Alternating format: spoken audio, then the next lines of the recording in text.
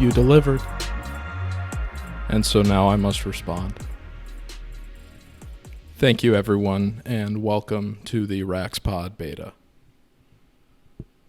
This has been a year in the making. I didn't plan on launching a podcast this month.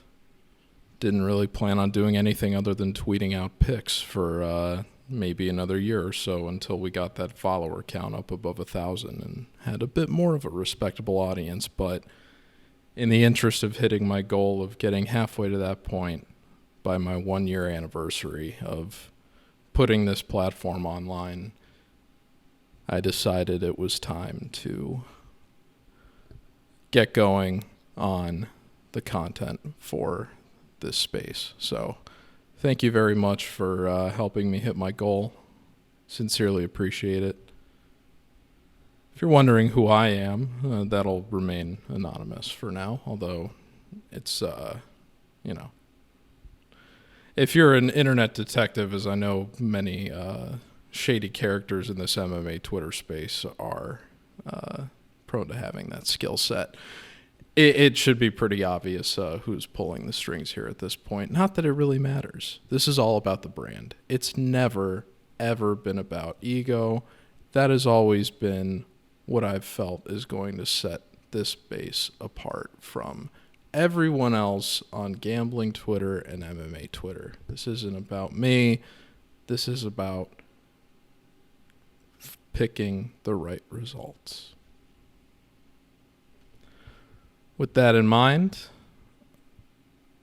I wanted to get into real flowery bullshit, given, I've kept a pretty sharp edge on, presenting this brand for the last year. I've tried not to mix it up too much with anyone in the argumentative MMA Twitter space, but I did recognize that there is a certain shitposting element to this internet culture that needs to be acknowledged in some way by this brand, and I figured the podcast would be the right space to do that. So we'll try not to get too crazy, but if something does happen that merits hyperbolic acknowledgement, we'll give it the consideration it deserves. I'm going to hit on all the talking points that I said I would, but as I said, I wanted to get into some real flowery stuff on the brand, but I have a plane to catch in 2.5 hours, and I don't live far away from the airport here in Miami, as you've probably guessed based on what you're looking at right now, but early is on time is late, as my father liked to say. So as I prepared to head out and see my folks for Memorial Day weekend, and I wish all of you the best as well, as you're likely listening to this as early as Friday afternoon, heading into the holiday weekend. We're going to breeze through this stuff, and I'm going to go enjoy the weekend with my family. It's also my grandmother's 90th birthday, so happy birthday to her. So, with that in mind, let's get into it. First year's in the books, and the goal was to hit around a winning percentage of 67% on the grades, so that I could reasonably say, if you ask me to go 2 for 3 on any trio of given fights, I can feel reasonably confident I'll pick at least 2 of them, regardless of what the line is, or whether I'm picking an underdog or a favorite. Again, this is, my grades. It isn't necessarily every pick I've put out. So I bear that in mind. It's part of the reason why, I haven't gotten into doing the public tracking stuff yet, which I'm sure some people are probably curious about and wondering how that unit number is so enormous.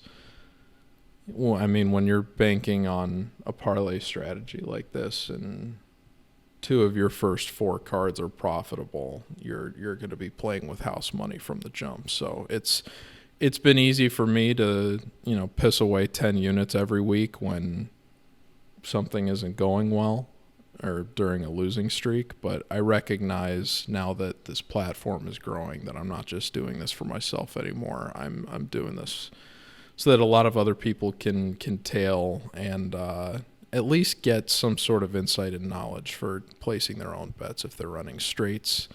Just using these picks, to guide their decision making, which I've noticed a lot of people are already doing, such as Mr.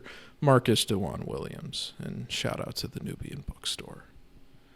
I consider them an unofficial sponsor of the MMA Rax Pod. Anyway.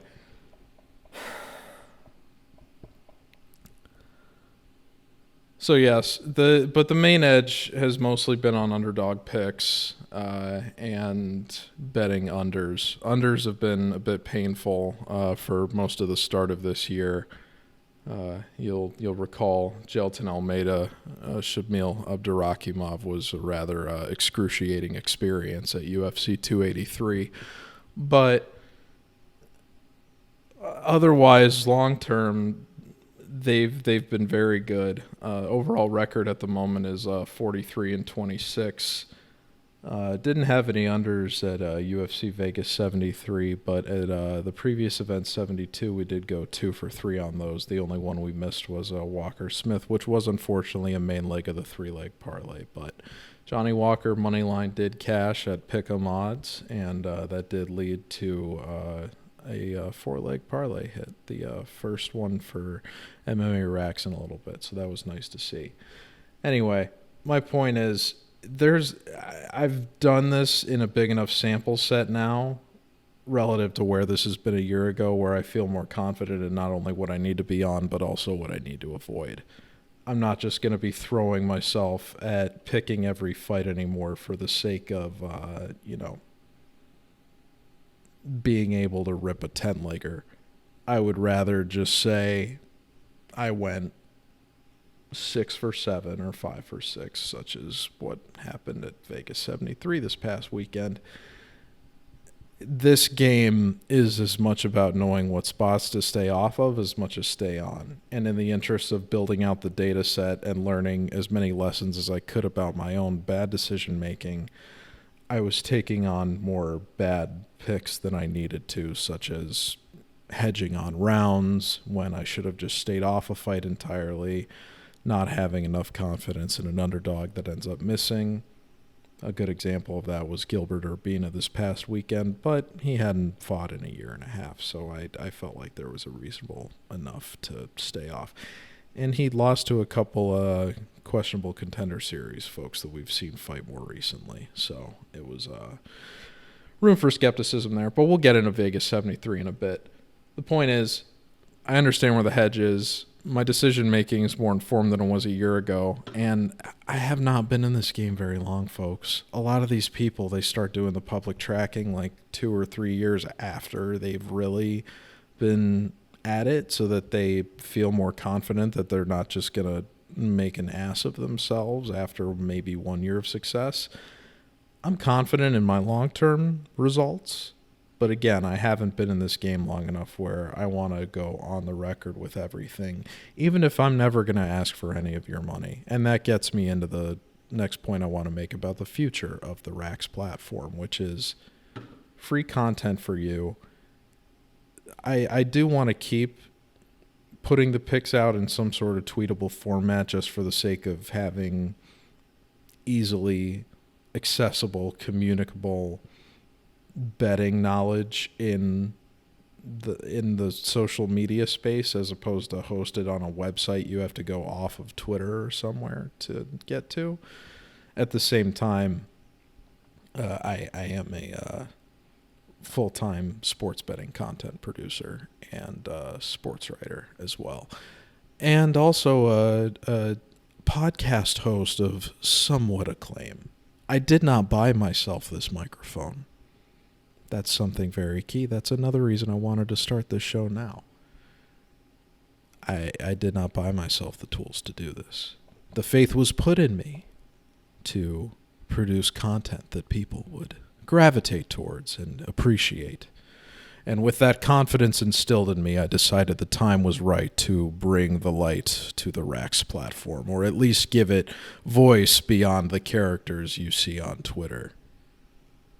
Am I starting to annoy you yet? It's only going to get worse from here, I promise. Anyway, the overarching theme here is that this will always need to be free and that the knowledge needs to be free. And if you're a historian of this sport, you understand why that is significant. But even before I was privy to that sort of development in mixed martial arts, I understood that just from the standpoint of building a successful sports content platform. Free knowledge is the key to building the biggest audience that you can. It requires the most work. It's very easy to have your work abused by others in the age that we live in, and that will probably only get even easier for people with ill intentions as the AI space continues to develop. But just because something is difficult doesn't mean you shouldn't aspire towards it. I don't need to ask for any of your money, and I'm very grateful that I'm in a position where I don't need to do that for a variety of reasons. Not excluding my own work ethic. That being said, I think that crossing the streams here is a dangerous thing for trying to build an audience and be successful. I've seen people accuse bigger names in this space of being bookie plants and whatnot. And I've visibly identified plenty of charlatans that are, even highly ranked on the Bet MMA tips database. And I'll try not to name names on this show in the interest of, preserving the sanctity of this brand, even if I am going to maybe get somewhat explicit or aggressive at times. But there are some people here that it is shameful that they're taking money and that people are giving them money and that they're able to live off this with the amount of bullshit that they're espousing. It's crazy. Anyway, as I said, I will never ask for your money. I will only ask for your eyes and your ears and for you to share. Read, share, tale. I used to have it in the bio for most of the past year. I decided to get rid of some of that flowery stuff and put it back in for the podcast and just keep the written brand clean. And we'll continue to do that when the written content and the website eventually launches. So I'm grateful that each one of you has helped me reach 500 followers. My next goal is to hit 1,000 by this time next year. And if we are able to do that, it will likely be time to get the website up and running. And the goal for that eventually would be a more fleshed out article for each of these picks, akin to something you would read on a website such as The Body Lock, if you're familiar. That for a while was one of my favorite written content sites for MMA betting. And shout out to Brandon Arbor, one of my favorite, and I believe the most underrated MMA writer in the space. But I would also like to eventually put the Rax Pod in a position where it can do a different sort of episode every week, where I would be working with different cappers that I can help in terms of building their brands and gaining insight from them in terms of where I've identified they have an edge in the market, and just kind of give a unique listing experience every day during the week so that you're able to equip yourself with a little bit more betting knowledge heading into the weigh-ins and the event on Saturday. Now, the full fleshing out of that is probably years off. My guess is probably at least 5, if I'm being honest. But that's why I wanted to jump in last year, as opposed to building out my data set and keeping my results to myself. I said, if I start getting this audience going now, the results will hopefully be in a position to more aggressively manifest when the time comes to fully put the content plan into action. So I ask you that you exercise as much patience as I've had to during this process, I will be grateful for it. And I promise that I will never be committed to anything more than the truth, and equipping each one of you with it so that you can make money picking fights. How sweet and simple it is. So that's year one in the Future of the Rax platform. I guess I can touch on MMA and sports betting growth, in America real quick. I highlighted it on Twitter already, but it was very interesting to see the results from UFC Charlotte after, so many people have been poo-pooing the Apex. And, now we've had a little run of shows here since that, that Charlotte show notwithstanding, I believe, since I think going back to probably mid-April. I think after 288, it's been all Apex events other than and it might be even more than that, honestly, now that I'm looking at it. Because we did have Blades Pavlovich and Ricky Simone, I believe, was there in the Apex as well. So, there's a lot. Yeah, well, okay, so I was wrong. Almeida Rosenstrike was UFC Charlotte, so there you go. I don't know why I thought that was in the Apex for side. I guess it's because small cage, Almeida took him down and put it away. I figured that's usually an Apex result of sorts, but in any event, they've needed to get out of the cage. UFC Charlotte had, I think it was double, they said, the gate revenue or attendance, or possibly both, that it had in 2018. And there's going to be some other places that they're going this year that they haven't been in about 5 years. I believe the UFC just booked an Atlantic City show for the first time since 2018. So it'll be interesting to see how the results of that compared to where the success was for them 5 years ago, relative to a place like Charlotte, which is a much more niche MMA market. But that gets me back to the point I originally wanted to make, which was people have been very critical of these Apex shows and the matchmaking. They're saying hasn't been up to standard outside of the pay-per-views. And I mean, if you're doing a road show, does it get any better than Brian Battle, a local guy, getting a knockout on Gabe Green like that to start the night? And then you get a heavyweight finish to end things. The Ian Gary fight result, I think, was fat. I mean, I'm sure the UFC was over the moon about it because that, what happened with Song Kanan couldn't have made them feel good a couple months ago, and now they've kind of, put that in the rear view relative to the promotional rise of Ian Gary. But Carlos Ulberg had a great knockout too and got to get revenge for Shogun Rua. They had an incredible road show for that. So it makes sense that the take home that they did. And that kind of event, I think, is something that is for a state where it's been stressed that North Carolina, not super big MMA culture relative to maybe some other spots on the East Coast and around the country. That's a big formative moment for a sport that relies on that kind of regional success. To see a guy like Brian Battle have that moment, I think is going to inspire a lot of people to go into this route. You can't ask for anything better than that if you're Brian Battle. So it was great to see him win that. Glad I got to bet on him in a successful parlay cash for that as well.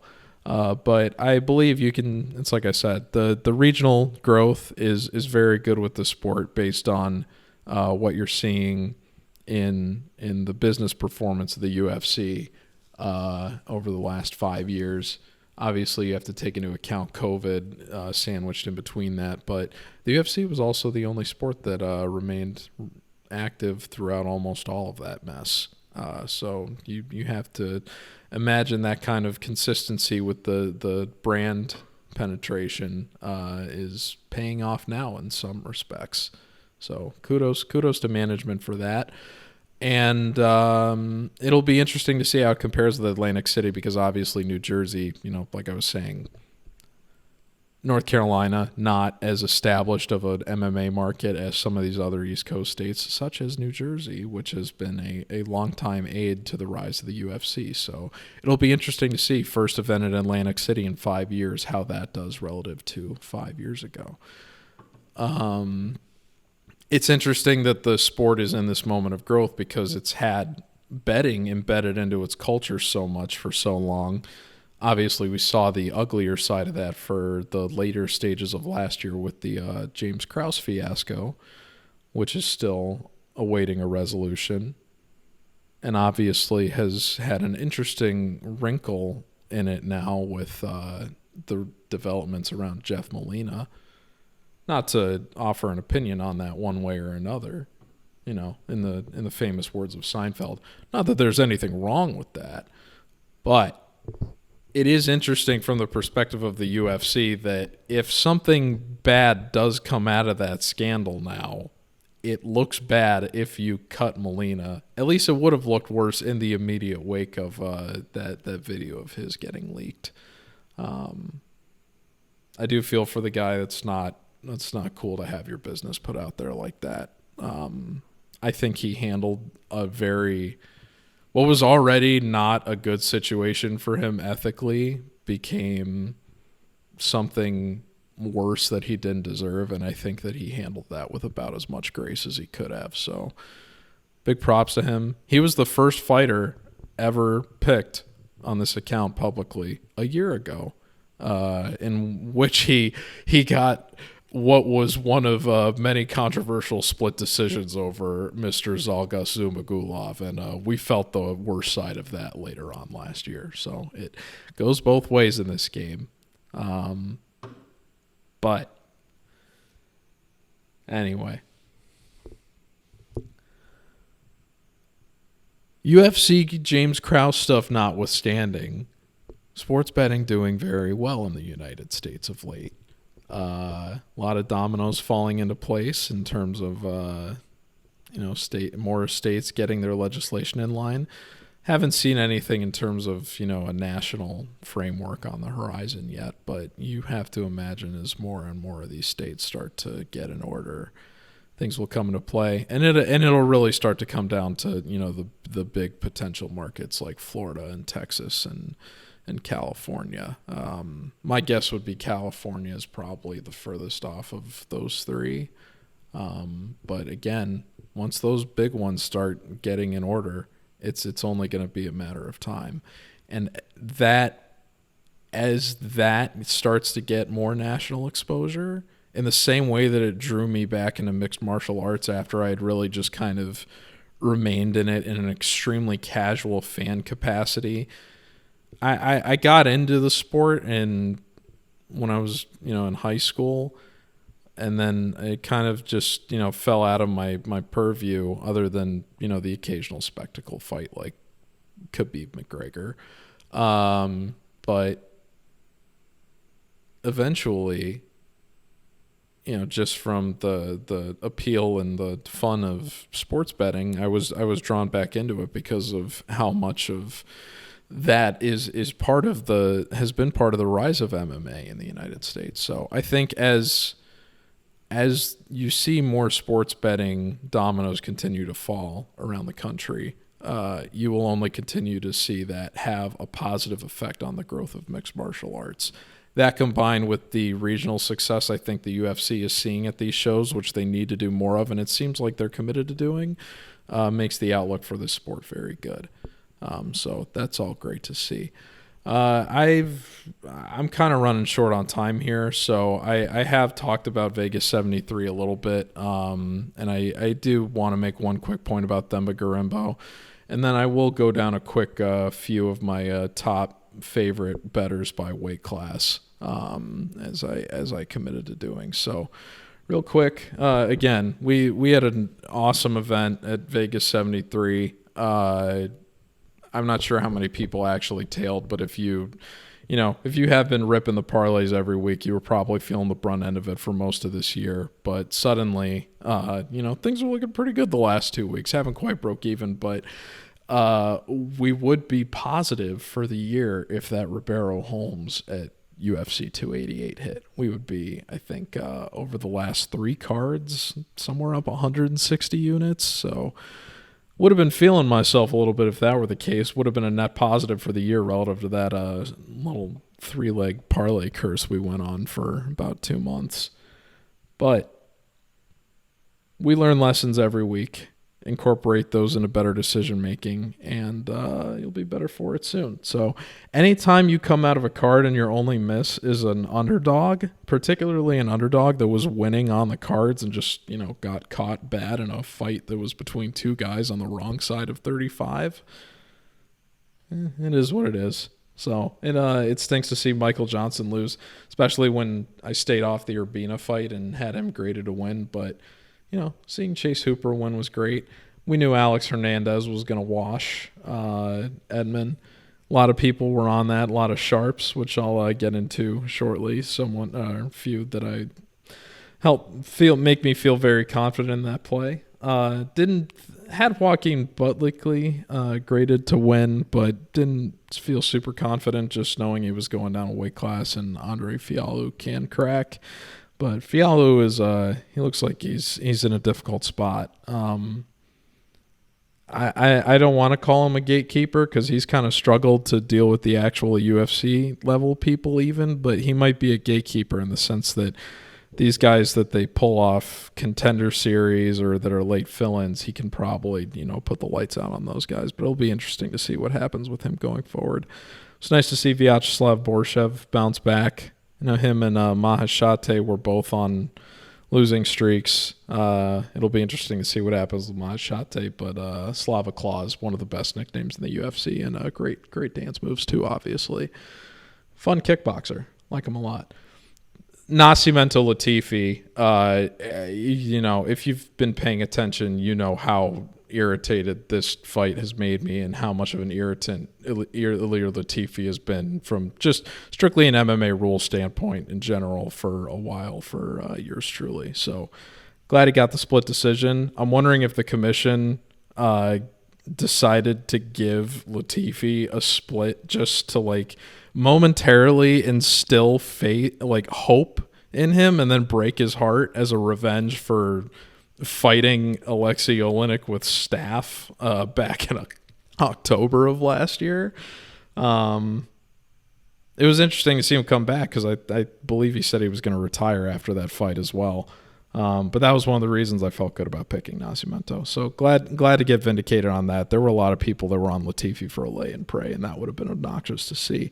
That gets into this last thing with Themba Gorimbo. And, I just want to say, it feels so good when you call a dog on the first pick of the card. But obviously, I didn't know anything about what the guy was dealing with heading into the fight. And it didn't come out until afterwards what Kobe Covington had to be doing for him. The guys like him are one of the reasons that I wanted to build this platform because there's just so many special stories in this sport that I just don't think get told correctly and don't get given enough voice. I don't think I'm at the point yet where I can, go to a fighter and say, hey, I want to, interview you and, we're going to make sure everyone knows what's going on. And, to that point, I mean, they were in the apex. He's got the Gorimbo's got the PI right next door to him. The UFC's there. He just got a win over a guy that had been on the roster for a little bit. I think had, a huge edge and experience over him. But, he got a huge win. He had talked about how friends and family had kind of sworn him off after he lost his debut, which I believe he took on short notice to AJ Fletcher. So he, put himself through unnecessary adversity just for the sake of getting on the roster, got bitten for it, was going through a lot. I mean, you can't believe the stuff that these guys go through and put themselves through in order to achieve their dreams. And you're already seeing people trying to come in and poach on that. And I point that out because I'm reading a story about Themba Gorimbo and the $7 in his bank account on MMAfighting.com. And I just wonder if you're someone who has a platform that is not the size of MMAfighting.com, what do you really have to offer Themba Gorimbo in terms of going and getting an audience with him? I worry that there's too many of these athletes that because they don't know how to build their brands correctly, they'll just jump in with anyone that is trying to abuse their... You don't want to use the term name, image, and likeness given how that's being used in the college and amateur circles these days, but that is kind of what's going on here. There's a big marketing problem with this sport on both sides, from fighters and a promotional perspective. That's really something that I hope that I can help bridge and resolve as I continue to make my way into this space. But I recognize I'm at the point where I am not really in a position where I can go to a fighter and say, hey, I think it would be cool to do an interview and give more voice to your words. So maybe one day, but I have to go earn that. One way I think I can earn that is by not asking you for your money. So it's funny to me when someone with a Bet US partnership, which this platform was offered earlier this year in February, by the way, and turned down. It's funny to see a lot of cappers suddenly flash those as if they're agents of books such as Bet US, and use that to try to get interviews with fighters that had a single digit to their name as recently as last week. I just hope that the people in this space exercise a little bit better decision making going forward. Again, I'm not going to call out names in a negative light, at least not for right now. But what I will do is shout out cappers in a positive light that have helped my decision making over the last year, so that you may also follow them and they may help you as well. So with that in mind, I'm going to do a quick rundown here and then I got to get going. Otherwise, I'm going to miss my flight and my grandmother will be very upset, as well as the rest of my family. So let me get into it. I'll go over some of the women's MMA sharps that I enjoyed looking at another time, because I think that merits a bit more discussion, because that's a topic that I myself am not super well versed in, that I wish to get a little bit better at. So let's go down the list here. The guy that I consider the best, who I don't understand how his following is as small as it is, just the best overall for consulting on underdogs and also welterweights, is Mr. Josh P. I don't believe he even has 40 followers on Twitter at this point, but at the beginning of this year, his ROI was over 20% with a total pick size of, he was 2 picks shy of 500. So a general rule for sports betting, if you're using a data-driven method, is you want to be looking at about 400 results in order to figure out if what you've got actually has an edge or not. So to be beyond that threshold and have the ROI that he does is phenomenal. And he had an over 50% record on underdogs, which for plus odds, I mean, that's, if you're getting 1 for 2 picks on every plus odds bet you make, you're making money no matter what the value is there. I mean, that's huge. So follow Josh P. Go follow the guy. He knows what he's talking about. He's not going to hit every time. I know he was kind of down on himself earlier this year. I really, I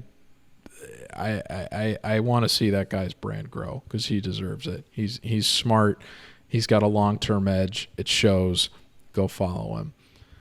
Another guy I like would be Mr. Technical Tim. He was very, very high on Mr. Fluffy Hernandez going into last weekend. He's behind a paywall for his picks, but the guy for bantamweights, welterweights, middleweights, the guy is he's got an edge on the market for all three of those. It's transparent. This is all data that you can all go look up and independently verify yourselves on betmma.tips. I understand it might be kind of funny as someone that isn't tracked to be sitting here in judgment of people that do have their records out there. But again, I'm not asking people to pay. I'm just merely telling you who you should be paying if you're going to go down that route. Or you could just lean on free information and make your own decisions. That's the cool thing about being an American. You can decide how you want to spend your money. Anyway, Technical Tim, like the guy, I think he's out of Chicago, which that's where I grew up. So shout out to Mr. Technical Tim out in Chi-Town. And yeah, the only guy in this set, I believe, that I would say is like has three. Well, no, not the only, but one of the only ones that's effective at three weight classes, which is that's a rarity. So bantamweight, welterweight, middleweight. Technical Tim, go check him out. Joey Jiu-Jitsu is another guy that I think is good for welterweights. There's a lot of, I would say most of these cappers have most of their success with welterweight fighters. But Joey Jiu-Jitsu I've noticed is good for both welterweight and heavyweight picks. I know he's got a pretty decent audience already, about the same size of Technical Tim relative to MMA Twitter. So I would go follow Joey Jiu-Jitsu as well. Fan of his picks. Who else do we have in here that we know is putting out public stuff? I like Gordo Gambles for lightweight picks. He's out of Canada, I believe, so you can go give him a follow. I know he's been growing his brand pretty good lately. I believe he does some other sports as well, like NASCAR. Not really as familiar, but you can definitely check him out for lightweight fights. I think that he's definitely good for those. If you've seen Rob Brown, I said I wasn't going to go into women's MMA, but I wish that guy would offer like an only women's MMA picks package on his site, because I would heavily consider buying it. He's the best women's MMA capper in the space, and it really isn't close.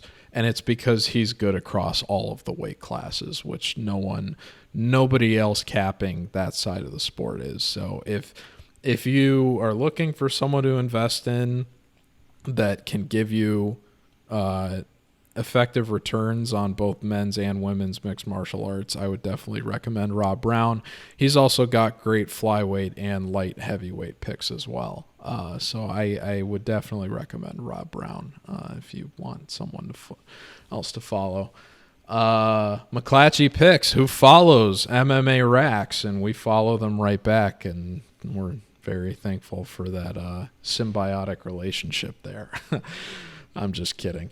But I'm disappointed. He was doing a YouTube show for a little bit, and then I think he just decided to stop. And I was disappointed because his flyweight picks are very sharp, and that's been one of my more difficult weight classes to cap of late. So when I've needed a second opinion, I have been hopeful I've been able to go to him, and he did stop doing his YouTube show. So McClatchy, if you want to step that up again or be a guest on the Rax Pod, we would be more than happy to have you for any flyweight that you want. And that was what I was referencing earlier in terms of, building out this show to a point where we can do like one episode every, day during the week, Monday, Tuesday, Wednesday, Thursday, Friday. And what I would ideally want to do is, as we start to analyze the cards for, more difficult fights or perhaps main events, we bring in a sharp to kind of discuss the main event that has an edge in that weight class and understands it from a more technical perspective. So Cara France Albazi's the next one. That is a flyweight main event. Mr. McClatchy, we'd love to have you. And by we, I mean me. Anyway, who else? Jupiter 13, good for light heavyweight picks. I don't believe he puts them out on Twitter, but I believe you can probably buy them from him on Bet MMA Tips. He's also not afraid to call out some of the more charlatan oriented characters in this space as well, which I really appreciate.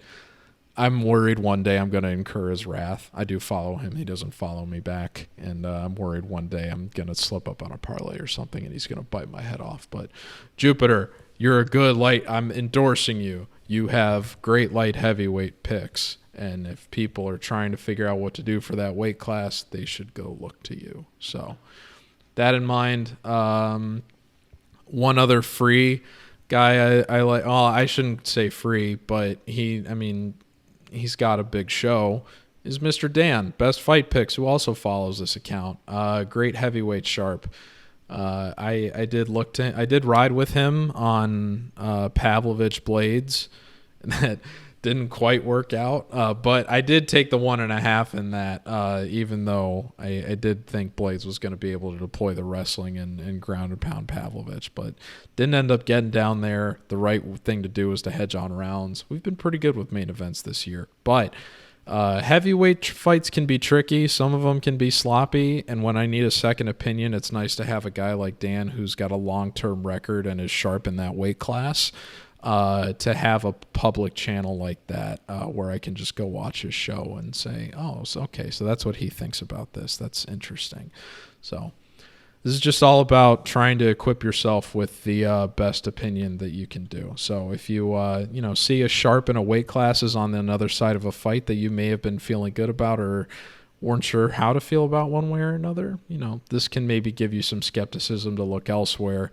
Or if they're lining up with your read, that can make you feel better about deploying that as a leg or, putting more units on that as a straight. So just keep all of these things in mind. Some other ones, Narco Cop MMA, another good guy for light heavyweight. I believe he's paid for picks though as well. Daily Fanatic Sports is another guy I know is paid for, but is another sharp across 3 weight classes guy at flyweight, middleweight, and light heavyweight. I would recommend him. DFS by the Numbers, another good guy for welterweight. Last but not least, another follower of this account, mutual follow, Mr. Mike's MMA Picks. One of my favorite cappers overall, just because the guy's sample size is enormous and his record more than speaks for itself. He hits very effectively on his total lifetime bets across not only favorites but also underdogs, and he's very good with unders as well. So I like when he's feeling good about an under that I'm also recognizing. I can usually feel good about aligning with Mike. So if you notice him for an under pick, you can usually feel good about riding with him on that. I would also say he's the only guy I've noticed that is sharp at opposite ends of the spectrum, so flyweight and heavyweight. He's also one of the only featherweight sharps I've noticed in this set here. So Mike's MMA Picks, long-term winner, guy, very good, pretty much opposite approach of me in terms of risk assessment, but the guy, I like looking to him for second opinions and appreciate that he gets up every Saturday to go put his picks out. So thank you very much, Mike. All right, there's plenty more other cappers I can shout out in here that I've recognized have some edges. I've just noticed those guys are more of the active Twitter characters, so I wanted to make sure that they got their attention. But I can't encourage you enough to, before you actually go pay for someone's picks, go look at their record and see if or where they have edges and if you need that for your own analysis, because that's where you're going to get a return on the money that you're putting into that, as opposed to throwing it into your bets where you could be getting a literally better return. So equip yourself with knowledge and use it to make the right decisions. That's what I want to do with you here at MMA Rax. That's why I put my picks out as individuals before running the degenerate parlays after the weigh-ins. So with that in mind, I want to thank you very much for tuning into the inaugural show. Not really sure what the format is going to be for these going forward, which is why it's a beta. Obviously, we're going to preview Vegas 74 next week, Vegas 74, Cara France Albazi. Not sure what day that'll be. I kind of want to do these Thursday nights. However, with the betting style I have of waiting until after the weigh-ins, I'm wondering if that would be more appropriate. it's a tricky thing to navigate, just given the way that we have to lock in our picks relative to me operating off of weigh-ins. I know not everyone does that necessarily. Some people like to get ahead of the market. But that's also why I put the picks out early, is so that people that bet with that style can take advantage of my work early on. So if you did that, you got Garimbo at plus odds, which I did not, but still felt good enough to run him as in a parlay leg against Sato due to Sato's struggles with the back triangle, which showed themselves once again. So that in mind, we'll be back next week. I don't necessarily know what the format's going to be, but, if you have any questions, please reach out to mmaraxinfo@gmail.com. We will be putting, all sorts of stuff on this canvas in front of you as it unfolds. I was feeling charged up by the lightning storm this morning. Otherwise, I would have given you all a gorgeous sunset. But we'll continue to remix and make it interesting, and it'll be a great time. So thank you very much for tuning in. We'll try to keep these between 30 minutes to an hour every week going forward, so it won't take up too much of your time, but we'll never ask you to pay for any of it. So as I'm going to invoke a lot of dadisms on this show. Another one from my nice father. Don't cost nothing. So thank you very much for tuning in. You've all helped build a platform that was only a dream a year ago. I can't thank you all enough for it, and I will do everything I can to equip you with the best knowledge possible for the strongest decision making that will lead to the best returns for picking fights. That in mind, this has been the debut of the Rax Pod. We'll be back with episode 2 next week. Thank you so much for tuning in. Have a wonderful Memorial Day weekend, and enjoy the time with your families. We'll be back for UFC Vegas 74 next week. Take care, folks.